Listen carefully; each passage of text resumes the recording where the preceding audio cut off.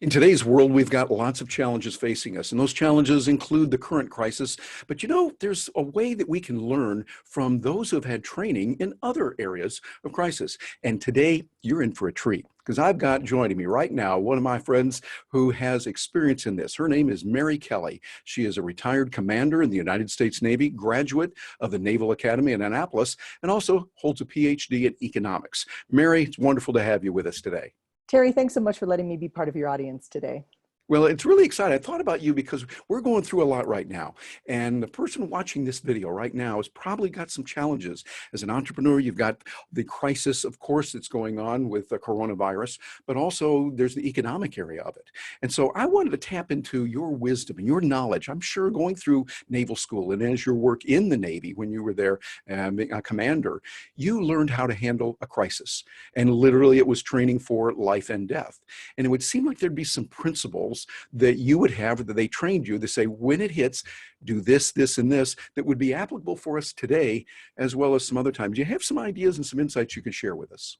Right off the bat, Terry, the answer is yes. And I love acronyms, so I'm going to give your audience an acronym. It's called CLAMPER, like you're going to clamper.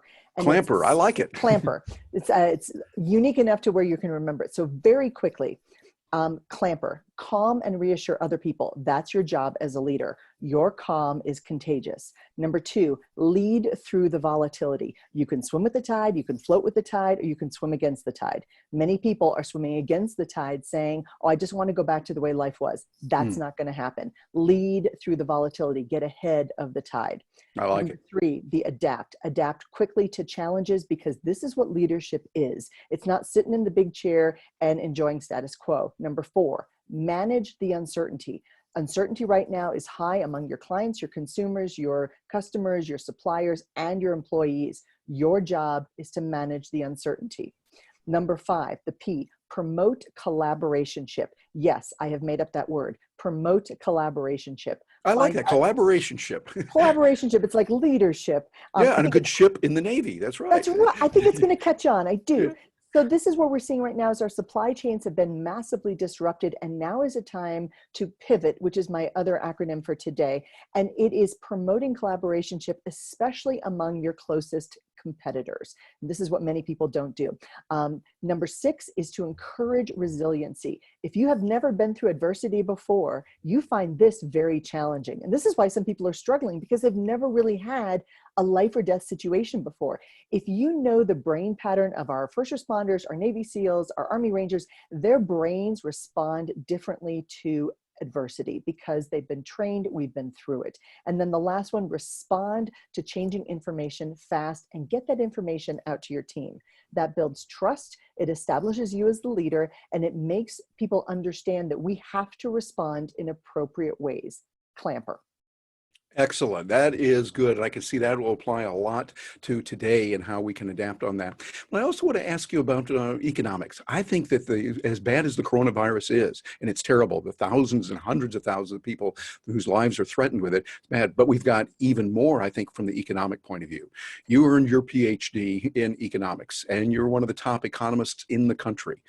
What kind of ramifications do you see happening? And specifically, what do you see would be good steps for a small business owner, an entrepreneur, someone who's facing this today? What principles could they put to place? Terry, back in February, March, when this suddenly became clear that this was the pandemic it is, and it was not clear before that I said publicly, the economic implications and unintended consequences of this virus are going to kill more people than the virus. And I stand by that. I think that is the sad reality and the sad truth is that the economic ramifications will actually kill more people than the actual virus. And right now, today, we're standing at about 183,000 deaths from this virus worldwide. And this is tragic, and every single one of those deaths is awful. What's also awful is the fact that small businesses, and we can just speak to the United States, but small businesses are just getting killed as well. And this is very dangerous. You have to remember that right now, 50% of the world's GDP, our gross domestic product, and you can look at that as the global domestic product, is shut down. So all of a sudden, you have to remember that ships are sitting in ports and they can't get offloaded because you don't have workers with protective gear to offload things. So things are just rotting in ports. Ships can't move. They can't get onto their next destination. Oil is being stored and being paid to store because we can't dump it back in the ground because we can't sell it. People aren't driving their cars. We're not transporting things. Farmers are sitting on a supply chain that is not allowing them to get goods into markets. The restaurants have been shut down, and that accounts for the majority of their produce and their meat. This is a huge, huge problem. But small businesses, as you and I are both affected, small businesses do comprise, you got to remember, 47.5% of all of the employees in the United States. And that accounts for 58.9 million, so almost 59 million employees. And many of those are not working right now. Our unemployment rate, people file for unemployment, is at 22 million as of last week. Wow. And many of those are coming from the small business arena. Many large organizations were able to at least keep people on payrolls, keep paying health benefits and all of those things. But right now, it's our small businesses that are suffering. Yeah, it is. Well, let me ask you this then. What specific steps would you advise for that small business owner, that person who's thinking as an entrepreneur, that person who takes ownership of what they're doing? What specific steps should they do now and in the next 6 months to a year? Right. Thanks for asking that. I was talking to one of my CEOs yesterday, and I said, what advice would you give people who are in the 50 million and below range? And he said, you've got to know your numbers. You've got to know every single number. And now is a time for you to be really looking at that. So Terry, for so long, for like the last 10 years, we've been in such a place of economic prosperity that people were getting by because they could get by. They didn't have to pay that much attention to the numbers. And now if people have not really looked at their expenses, at their costs, at where they should be outsourcing, what they should be delegating, all of those business practices, they need to be doing that. And I've got some tools that are totally free and available for your audience and anyone else to just look at for profit and loss statements and budgets. Take a good hard look at your numbers. And if you don't know your numbers, you got to figure those out right now. This right now is taking a big old spotlight and putting it on our business, and it's showing where the cracks are. Yep, exactly. And we're not going to let you get away without you sharing some about your new book that you have co-authored with Meredith. And you've put some really good ideas in there on succession. Tell us a little bit about that. So the book is called Who Comes Next? Leadership Succession Planning Made Easy, but it's leadership succession at all levels of the organization. Many times we think it's just the CEO and we think, oh, that CEO or that president is planning for succession. No, this is succession planning at all levels.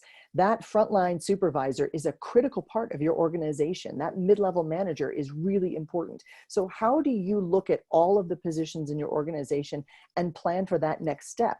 And like you and I talked about before, it's not just the person at the top, and it's not just that person who needs to be planning. It's boards, it's family businesses, it's franchises, and it's that next level of leadership who are looking to step into the big shoes who also need to be planning for this. And as you know, I co-authored it with Meredith Elliott Powell, and she is brilliant. Yes. Very much so. Well, Mary, thank you so much for being with us today. We really appreciate you and what you have done and the people that you're impacting, the lives that you're working with, your clients you're working with right now. You're helping all of us, and we thank you very much for that. Thanks, Terry. Have a great day.